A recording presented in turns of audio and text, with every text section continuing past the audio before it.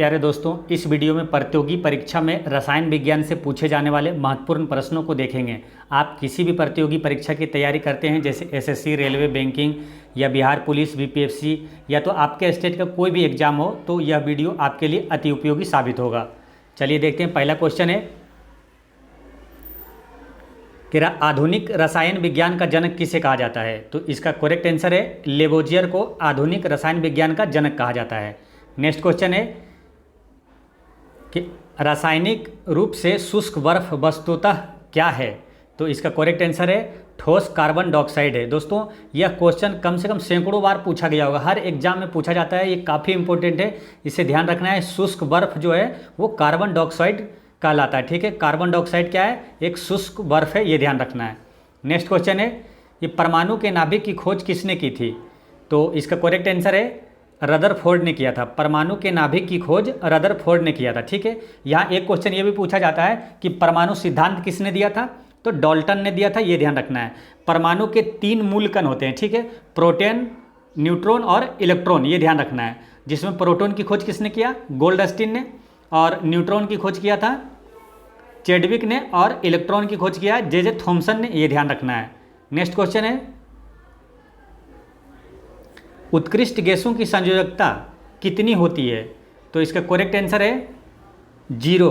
उत्कृष्ट गैस यानी कि नोबेल गैस की संयोजकता 0 होती है, ये ध्यान रखना है। और कभी कभी आपसे क्वेश्चन ये पूछ लिया जाता है कि निम्नलिखित में से कौन सा उत्कृष्ट गैस यानी कि अक्रिय गैस नहीं है? तो आपको ध्यान रखना है अक्रिय गैस कौन कौन सा है। तो हीलियम है, नियॉन, आर्गन और क्रिप्टॉन, जेनॉन और रेडॉन।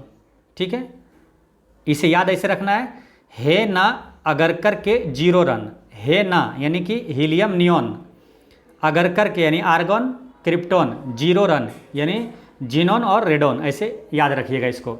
नेक्स्ट क्वेश्चन है दूध को दही में परिवर्तित करने की प्रक्रिया क्या कहलाती है? तो इसका करेक्ट आंसर है किण्वन कहलाता है। दूध से दही में परिवर्तित करना एक प्रक्रिया है जो किण्वन कहलाता है। ठीक है, नेक्स्ट क्वेश्चन है रेडियोधर्मिता की खोज किसने की थी? तो इसका करेक्ट आंसर है हेनरी बैक्यूरेल ने किया था। ठीक है, रेडियोधर्मिता की खोज हेनरी बैक्यूरेल ने किया। इसी तरह एक क्वेश्चन आएगा कि रेडियम की खोज किसने किया? तो रेडियम की खोज मैरी क्यूरी और पियरे क्यूरी ने किया था, ये ध्यान रखना है। नेक्स्ट क्वेश्चन है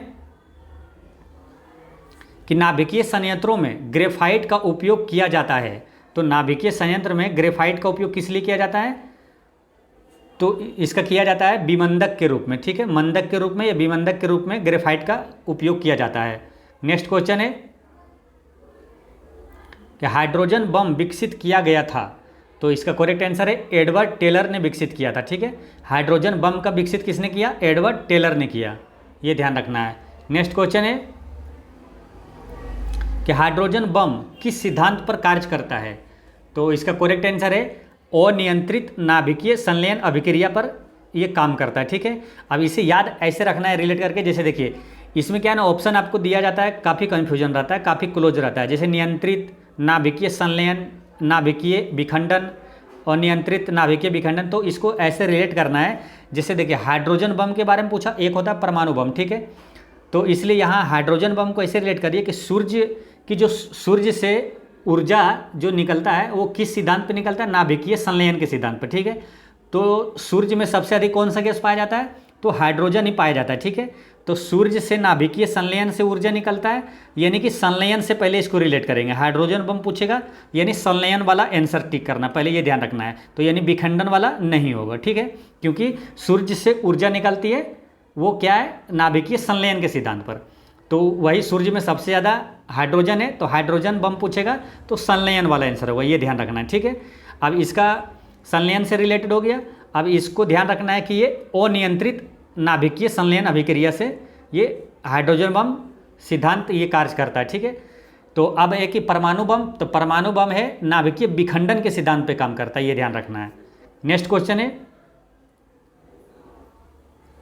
नाभिकीय रिएक्टरों में विमंदक और प्रशीतक दोनों की तरह प्रयुक्त होने वाला पदार्थ है। तो इसका करेक्ट आंसर है ऑप्शन नंबर बी, भारी जल। भारी जल का प्रयोग है ना विमंदक और प्रशीतक दोनों रूप में होता है। देखिए भारी जल का अगर सूत्र पूछ दे तो ध्यान रखना है उसका रासायनिक सूत्र होता है D2O, है ना, ड्यूटेरियम ऑक्साइड। नेक्स्ट क्वेश्चन है कि निम्नांकित में कौन हाइड्रोजन का समस्थानिक नहीं है? तो इसका करेक्ट आंसर है ट्रांसियम, ये हाइड्रोजन का समस्थानिक नहीं है। अब यहाँ ड्यान रखना है कि हाइड्रोजन के 3 समस्थानिक होता है, ठीक है। कभी आपसे पूछ लिया जाएगा हाइड्रोजन के कितने समस्थानिक होता है, तो 3 समस्थानिक होता है। वो होता है प्रोटियम, ड्यूटेरियम और ट्राइटियम, ये तीनों हाइड्रोजन के समस्थानिक है। नेक्स्ट क्वेश्चन है रक्त का पीएच मान कितना होता है? तो इसका करेक्ट आंसर है 7.4। रक्त का पीएच मान कितना है? 7.4। रक्त एक तरल संयोजी उत्तक है, ये ध्यान रखना है। नेक्स्ट क्वेश्चन है गैस को दबाने पर क्या होता है? तो गैस को दबाने से क्या होता है कि उसका दाब और तापमान दोनों बढ़ता है, ये ध्यान रखना है। नेक्स्ट क्वेश्चन है परम शून्य ताप का मान कितना होता है?